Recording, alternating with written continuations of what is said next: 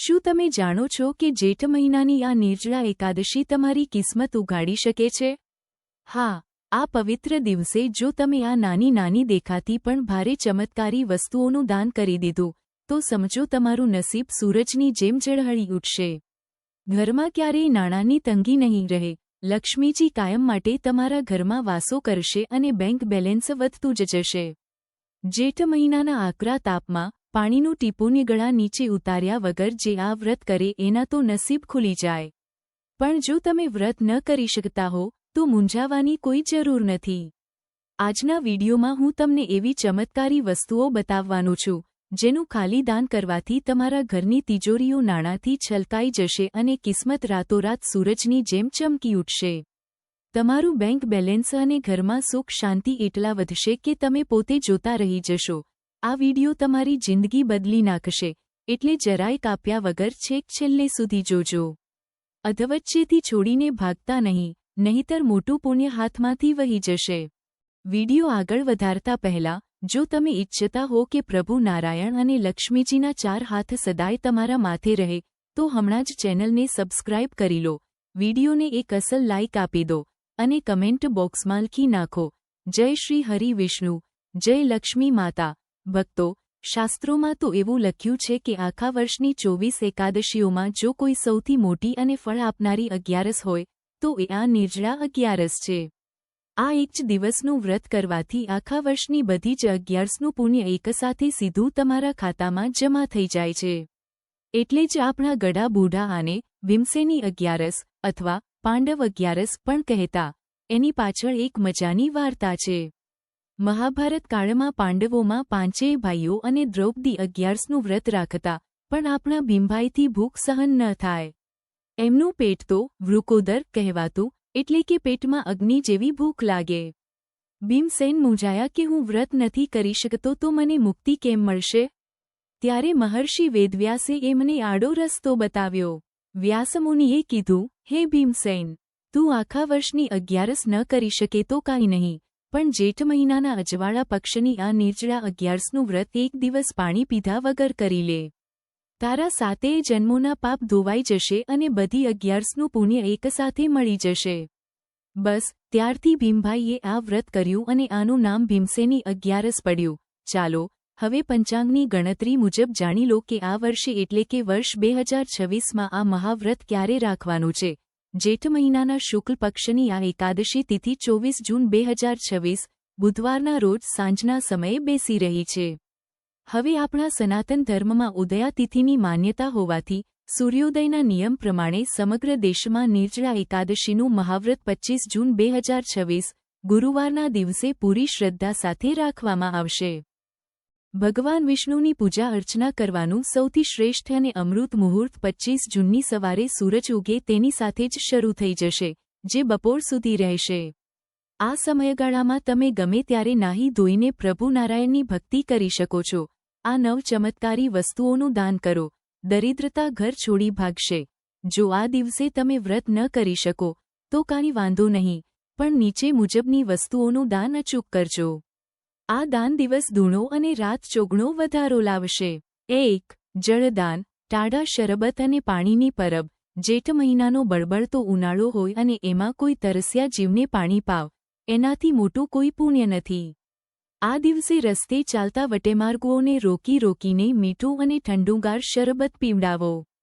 જ્યારે કોઈ તરસ્યા માણસનો આત્મા ઠરશે ને, ત્યારે લક્ષ્મીજી તમારા ઘરના અન્ન અને ધનના ભંડાર સદાય માટે ભરી દેશે. ઘરમાંથી ગરીબી 7 પાતાળમાં વહી જશે અને પૈસો ચુંબકની જેમ ખેંચાઈને આવશે. 2. પીળી વસ્તુઓનું દાન. વિષ્ણુ ભગવાનનો વહાલો રંગ. આપણા કાનુડાને અને વિષ્ણુ ભગવાનને પીળો રંગ સૌથી વહાલો છે.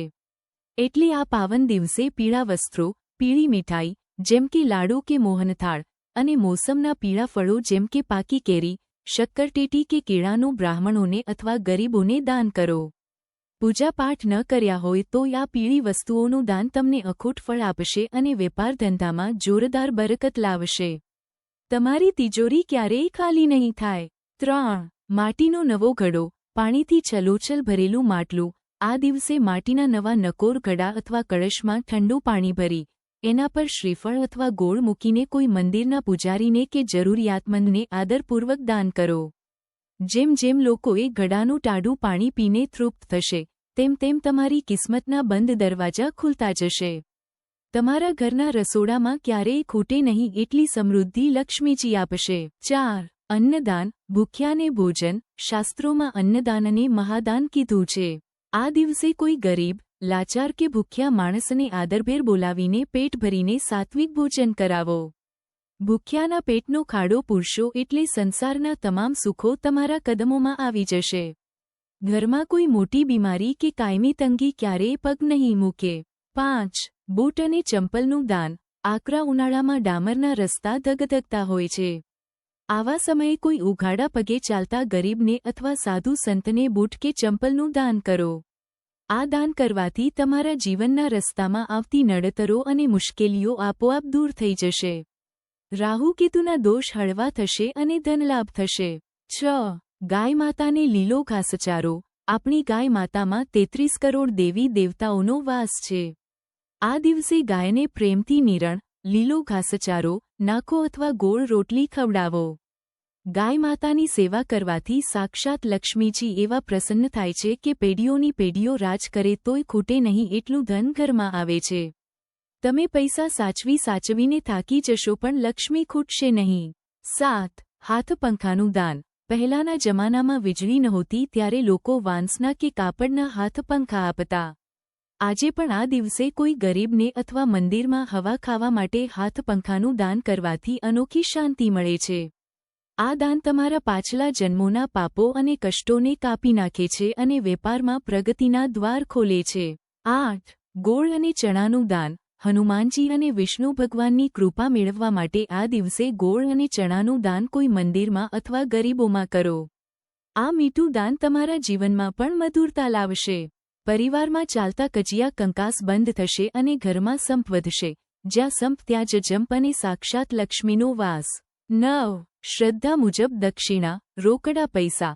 તમે ઉપરની જે પણ વસ્તુઓનું દાન કરો એની સાથે પોતાની યથાશક્તિ મુજબ થોડા રોકડા પૈસા, દક્ષિણા અચૂક આપો. દક્ષિણા વગર કોઈ પણ દાન અધૂરું ગણાય છે. સાચા દિલથી આપેલી નાની રકમ પણ ભગવાન કરોડો ગણી કરીને તમને પાછી વાળે છે અને આર્થિક તંગી કાયમ માટે દૂર થાય છે.